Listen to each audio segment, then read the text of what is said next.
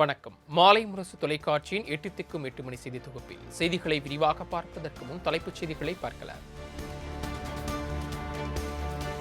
தமிழ்நாடு, புதுச்சேரி உள்ளிட்ட 5 மாநில சட்டமன்ற தேர்தலுக்கான வாக்குப்பதிவு நிறைவு. மே 4ஆம் தேதி வாக்குகள் எண்ணப்பட்டு முடிவுகள் அறிவிப்பு.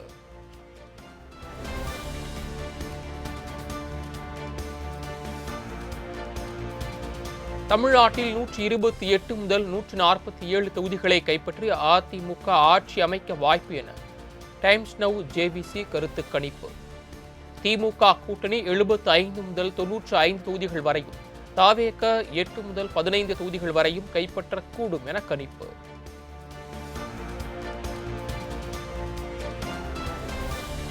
ரிபப்ளிக் நிறுவனத்தின் தேர்தலுக்கு பிந்தைய கருத்து கணிப்பு வெளியீடு. தமிழகத்தில் திமுக கூட்டணி 122 முதல் 132 இடங்களை கைப்பிடித்து ஆட்சி கட்டிலில் அமரும் என கணிப்பு. என்டிடிவி பீப்புள் பல்ஸின் தேர்தலுக்கு பிந்தைய கருத்து கணிப்பு.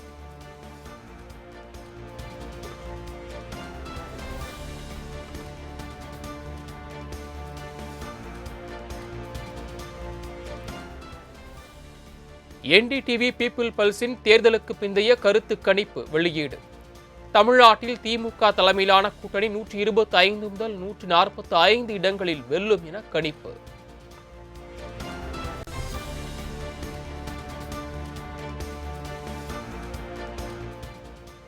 தமிழக சட்டப்பேரவை தேர்தலில் 114 முதல் 124 தொகுதிகளை வென்று அதிமுக ஆட்சியை பிடிக்க அதிக வாய்ப்பு என CNN நியூஸ் 18 கருத்து கணிப்பில் தகவல்.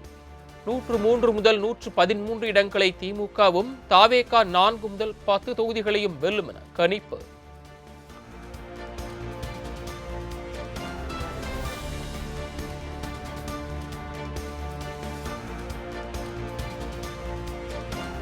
தமிழகத்தில் 120 தொகுதிகளை கைப்பற்றி தவேக ஆட்சி அமைக்கும் என இந்தியா டுடே மற்றும் ஆக்சிஸ் மை இந்தியா இணைந்து நடத்திய கருத்து கணிப்பில் தகவல்.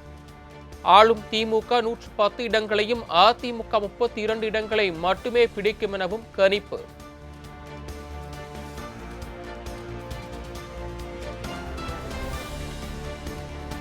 புதுச்சேரி சட்டமன்ற தேர்தலில் 16 முதல் 19 தொகுதிகளை கைப்பற்றி என்ஆர் காங்கிரஸில் கூட்டணி ஆட்சி மீண்டும் அமைக்கும் என பீப்புள் பல்ஸ் கருத்து கணிப்பு. காங்கிரஸ் கட்சி 10 முதல் 12 இடங்களை கைப்பற்ற வாய்ப்பு இருப்பதாகவும் கருத்து கணிப்பில் தகவல்.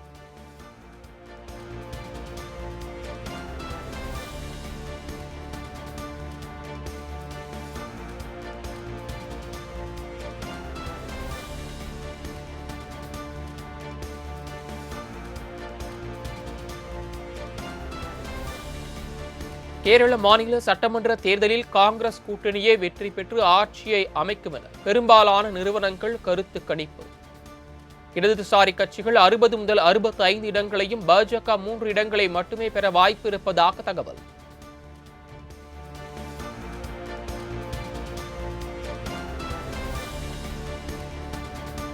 மேற்கு வங்கத்தில் 150 முதல் 175 இடங்களை கைப்பற்றி பாஜக கூட்டணி ஆட்சி அமைக்கும் என பல்வேறு நிறுவனங்கள் கருத்து கணிப்பு. ஆளும் திரிணாமுல் காங்கிரஸ் கட்சி 130 முதல் 140 இடங்களை பிடிக்கும் என தகவல்.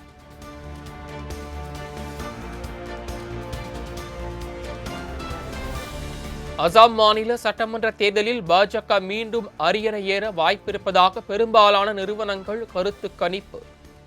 காங்கிரஸ் கட்சி 24 முதல் 40 இடங்களை மட்டும் கைப்பற்ற வாய்ப்பிருப்பதாக கருத்து கணிப்பில் தகவல்.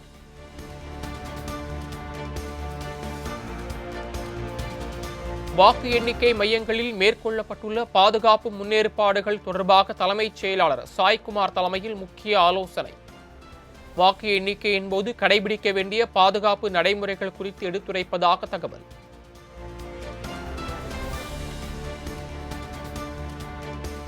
தமிழ்நாடு சட்டமன்ற தேர்தல் வாக்கு எண்ணிக்கை நாளுக்கான பணிகள் தீவிரம். ஒரு தொகுதிக்கு ஒரு பார்வையாளர் என்ற அடிப்படையில் 234 பார்வையாளர்களை நியமித்து தேர்தல் ஆணையம் உத்தரவு.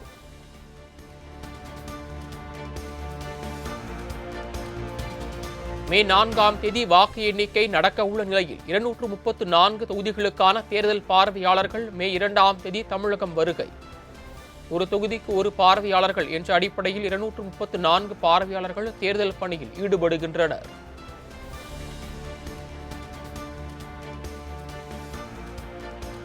மே 4ஆம் தேதி தமிழகத்தில் வாக்கு எண்ணும் பணிகளில் ஈடுபட உள்ள அலுவலர்களுக்கு பயிற்சி வகுப்பு. தபால் வாக்குகள், இவி இயந்திரங்களில் பதிவான வாக்குகளை எண்ணுவது எப்படி என்பன தொடர்பாக விளக்கம். மே 4ஆம் தேதி வாக்கு எண்ணிக்கை நடைபெறும் வரை அதிகாரிகள் முதல் காவலர்கள் வரை யாரும் விடுமுறை எடுக்கக்கூடாது என தமிழக டிஜிபி உத்தரவு. மகப்பேறு விடுப்பு, குழந்தை பராமரிப்பு உள்ளிட்டவர்களுக்கு விலக்கு அளிக்கப்பட்ட நிலையில் தற்போது விடுப்பில் உள்ள காவலர்கள் மே 2ஆம் தேதி முதல் விடுப்பை நீட்டிக்க கூடாது என்றும் கண்டிப்பு.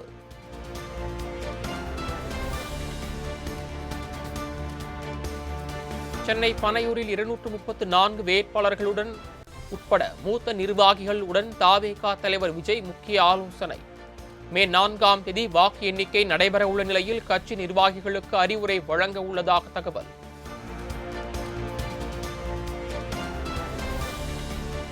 ஷீரடி சாய்பாபாவை தரிசனம் செய்தார் தமிழக வெற்றிக் கழக தலைவர் விஜய். வரிசையில் காத்திருந்து சாய்பாபா சிலை அருகே முட்டி போட்டு பீடத்தை தொட்டு கும்பிட்ட விஜய்.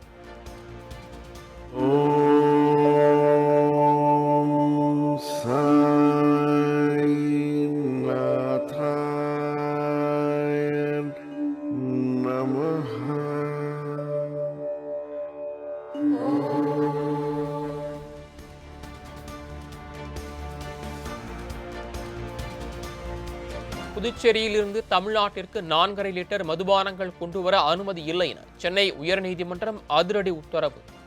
தமிழக அரசின் உத்தரவு புதுச்சேரி உள்ளிட்ட பிற மாநில மதுபானங்களுக்கு பொருந்தாது எனவும் விளக்கம். தத்தெடுத்து வளர்க்கும் இஸ்லாமிய சிறுமியின் சட்டப்பூர்வ பாதுகாவலராக தங்களை நியமிக்க கோரிய வழக்கு. இஸ்லாமிய சிறுமிக்கு சட்டப்பூர்வ பாதுகாவலராக இந்து தம்பதியினரை நியமித்து உயர்நீதிமன்ற மதுரை கிளை உத்தரவு. தமிழகத்தில் அதிகபட்ச வெப்பநிலை ஒரு சில இடங்களில் 2 முதல் 3 டிகிரி செல்சியஸ் அதிகரிக்கக்கூடும். அதிக வெப்பநிலை காரணமாக தமிழகம், புதுச்சேரியின் ஒரு சில பகுதிகளில் அசௌகரியம் ஏற்படலாம் எனவும் சென்னை வானிலை ஆய்வு மையம் கணிப்பு.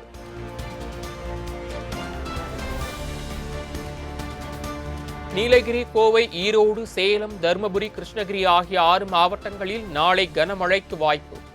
சென்னை வானிலை மையம் கணிப்பு.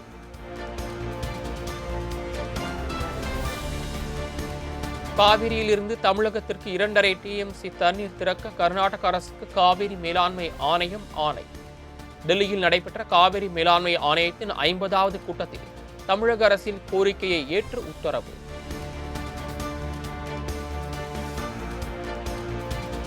டிரான்ஸ்பார்மர்கள் கொள்முதல் செய்ததில் 397 கோடி ரூபாய் வருவாய் இழப்பு ஏற்பட்டதாக தொடரப்பட்ட வழக்கு சிபிஐக்கு மாற்றம்.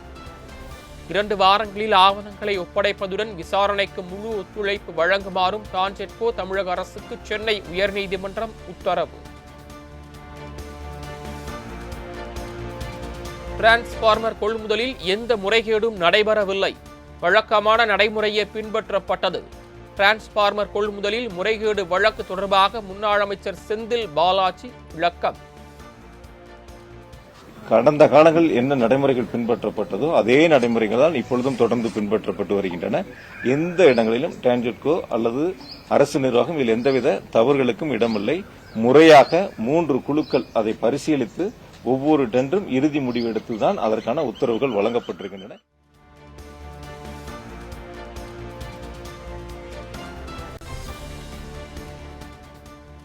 டிரான்ஸ்பார்மர் கொள்முதலால் அரசுக்கு வருவாய் இழப்பு ஏற்படவில்லை என முன்னாள் அமைச்சர் செந்தில் பாலாஜி விளக்கம்.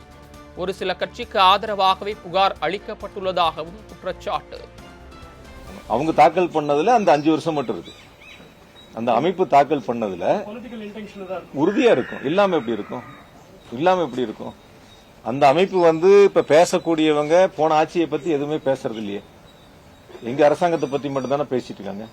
எந்த இடங்களிலும் அரசுக்கோ டான்ஜெட்கோக்கோ ஒரு நயா பைசா கூட இழப்பு ஏற்படவில்லை என்பதை மிக தெளிவாக உங்கள் மூலமாக நான் தெரிவித்துக் கொள்கிறேன்.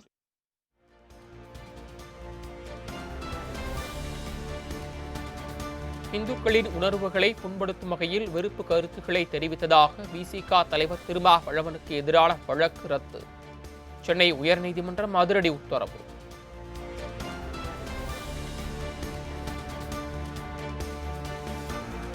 கல்விக்கு எதிரான சனாதன கொள்கை என்ற அடிப்படையிலேயே பேசினேன். வெறுப்பு பேச்சு எதையும் பேசவில்லை என விசிக தலைவர் திருமாவளவன் தரப்பு வாதம். நடிகர் அஜித்குமாரை அரசியலுக்கு அழைக்கும் விதமாக மதுரை மாநகரில் போஸ்டர் ஒட்டியதால் பரபரப்பு. தகுதி இல்லாதவனெல்லாம் நாட்டை ஆள நினைக்கிறான், முடிவெடு தல என்ற வாசகங்கள் இடம்பெற்றிருப்பதால் மீண்டும் தலையெடுக்கும் தளபதி யுத்தம். அழகிரியை மீண்டும் திமுகவில் சேர்க்க வலியுறுத்தி கோயில்பட்டியில் திமுக தொண்டர் தற்கொலை முயற்சி. பெட்ரோல் கேனுடன் செல்போன் டவரில் ஏறியவரை பத்திரமாக மீட்ட தீயணைப்பு துறையினர். சாதி மதம் அற்றவர் என்பதை நாம் பின்பற்றினாலேயே போதும், தவிர அதற்கு சான்றிதழ் அவசியமில்லை. சாதி மதம் அற்றவர் என சான்றிதழ் வழங்குமாறு நடிகர் பார்த்திபன் தொடர்ந்த வழக்கில் சென்னை உயர்நீதிமன்ற நீதிபதிகள் கருத்து. சாதி மதம் அற்றவர் என்ற சான்று கேட்பதற்கு நான் மட்டுமல்ல, பெரிய லிஸ்டே தயாராகி வருவதாக பார்த்திபன் பேச்சு. சாதி மதம் தேவை என சொல்பவர்களை நான் தவறாக சொல்லவில்லை. ஆனால் சாதி மதம் அற்றவர் என்ற சான்றிதழை பெறுவதற்கே போராட்டத்தை சந்தித்ததாகவும் பேச்சு. சிலிண்டர் தட்டுப்பாடு காரணமாக சென்னையில் உள்ள அம்மா உணவகங்களில் டிஃபன் முற்றிலும் விற்பனை நிறுத்தம். 300 சிலிண்டர்களில் 150 மட்டுமே கிடைப்பதாக தகவல் வெளியான நிலையில் 3 வேளையுமே கலவை சாதமே விநியோகம்.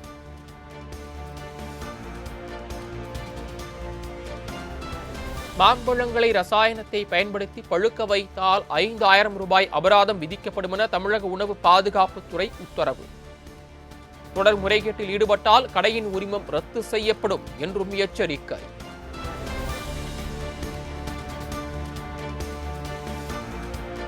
காஞ்சிபுரம் வரதராஜ பெருமாள் கோயிலில் பிரபந்தம் பாடுவதில் வடகலை தென்கலை பிரிவினரிடையே தகராறு. கருவறை முன்பே இரு தரப்பினரும் மாறி மாறி வாக்குவாதம் செய்ததால் பக்தர்கள் அதிருப்தி.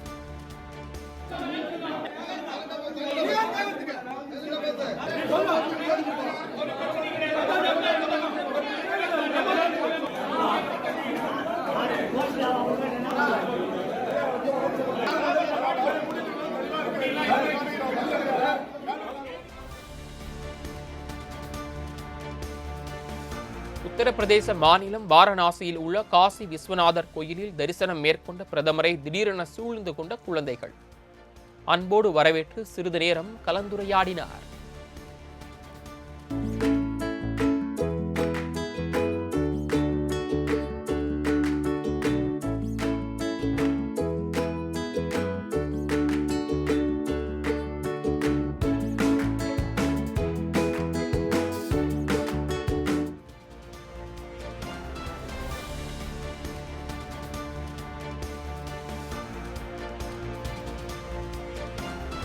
உத்தரப்பிரதேச மாநிலம் வாரணாசியில் உள்ள காசி விஸ்வநாதர் கோயிலில் பிரதமர் மோடி வழிபாடு. சிவலிங்கத்திற்கு சிறப்பு பூஜை செய்த மோடிக்கு சூலாயுதம் வழங்கி கௌரவித்த கோயில் நிர்வாகம்.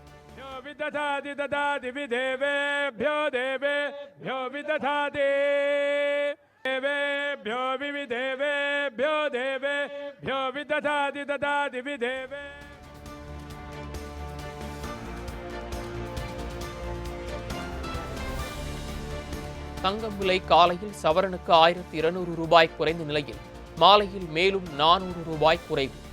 ஒரே நாளில் சவரனுக்கு 1600 ரூபாய் குறைந்து சவரன் 1,11,200க்கு விற்பனை.